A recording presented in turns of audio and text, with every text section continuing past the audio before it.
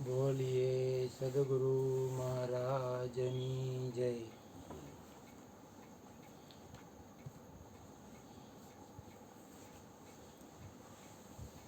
સંતો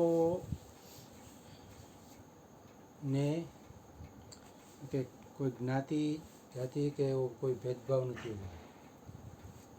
સંતો કોઈ પણ જગ્યાએ પ્રગટ થઈ શકે. સંતોને કોઈ દેશ કે સીમાડા એવું કંઈ નડતું નથી. તો એવો એક ચાઇનીઝ સંતની એક વાત છે કે કન્ફ્યુશિયસ નામના એક સંત ચાઇનામાં થઈ ગયા. ચાઇનાનું નામ પડે એટલે અત્યારે તો બધાને એમ એટલે કંઈક ડુપ્લિકેટ વસ્તુ આવી ગઈ. ચલી તો ચાંદ તક નહીં જો શામ તક એમ. પણ સંતોની બાબતમાં એવું નથી હોતું. એટલે એ ચાઇનીઝ સંત કન્ફ્યુશિયસ એ પોતાના એકવાર ધ્યાનમાં બેઠા હતા. તો એ બેઠા હતા ને ત્યાંથી એક એનો ચાઇનાનો સમ્રાટ પસાર થયો. પણ સંતો એના ધ્યાનમાં લીન હતા. એટલે રાજાને જરાક ખોટું લાગ્યું કે હું આવડો મોટો શહેનશાહીથી નીકળું ને આ ઊભાઈ નથી થતા કે મને માન નથી આપતા એમ.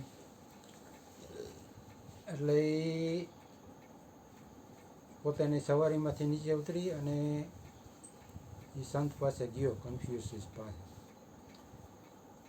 એટલે ચરણ સ્પર્શ કર્યા. એટલે એ કન્ફ્યુશિયસ પોતાનું ધ્યાન છોડીને આંખ ખોલી. એટલે એને કીધું કે ભાઈ હું અહીંથી પસાર થયો તો તમે કાંઈ માન ન આપ્યું એમ. મેં કઢી પીધી ને એટલે. તો કે તું કોણ છો એમ. એટલે કે હું આ ચાઇનાનો શહેનશાહ છું એમ.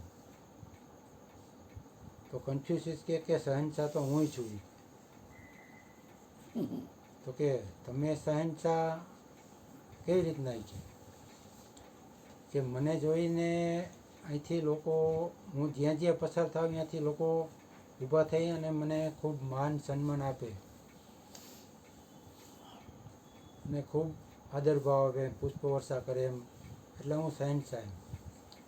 મારી પાસે લાખો સૈનિકોનો લશ્કર છે, નોકર ચાકર છે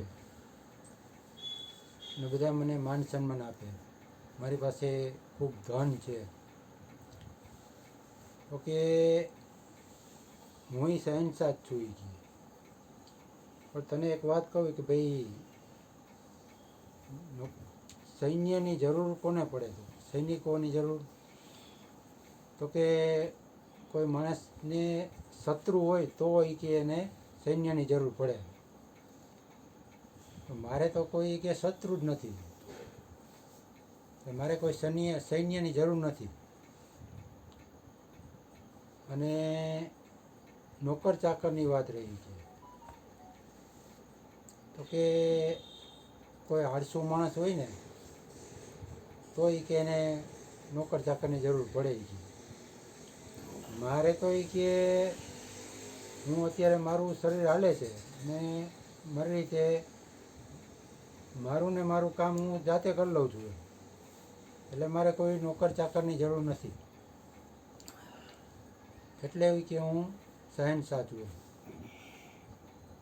તો કે પણ મારી પાસે તો કે કેટલા ધનના ભંડારો ભર્યા છે. તો કે મારી પાસે ધન છે. તમારી પાસે તો કે રહેવા માટે ઝૂંપડું નથી, તો પછી ધનની વાત ક્યાં રહી? તો કે મારી પાસે સંતોષ ધન છે. હા. એટલે અહીંયા ધૂનમાં આપણે ગૌરાવે, બાપુ ગૌરાવે કે ભાઈ સંતોષ સમાન કોઈ ધન નહીં. એટલે સંતોની પાસે એવું સંતોષનું ધન છે. એટલે ઓલો પછી એની વાત સમજી ગયો કે નહીં, કે ખરેખર સાચું છે. શહેનશાહ તો એને જ કહેવાય જેને કોઈ કોઈ જાતની ફિકર જ નથી એમ